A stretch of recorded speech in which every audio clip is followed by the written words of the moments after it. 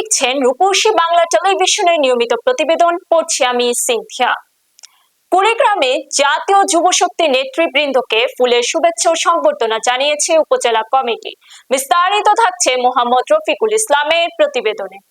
এ উপলক্ষে উপজেলা কমিটির নেতা কর্মীরা জেলা নেতৃবৃন্দকে ফুল দিয়ে বরণ করে নেন এবং সংগঠনের সাংগঠনিক কার্যক্রম আরো গতিশীল করার প্রত্যয় ব্যক্ত করেন। বক্তারা বলেন, জাতীয় যুব শক্তির আদর্শ লক্ষ্য বাস্তবায়নে তৃণমূল পর্যায়ে সংগঠনকে আরো সুসংগঠিত ও শক্তিশালী করতে সবাইকে ঐক্যবদ্ধভাবে কাজ করতে হবে।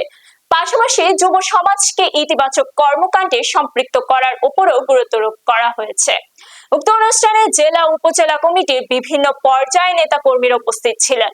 শেষে সংগঠনের ভবিষ্যৎ কার্যক্রম নিয়ে মত বিনিময় অনুষ্ঠিত হয়।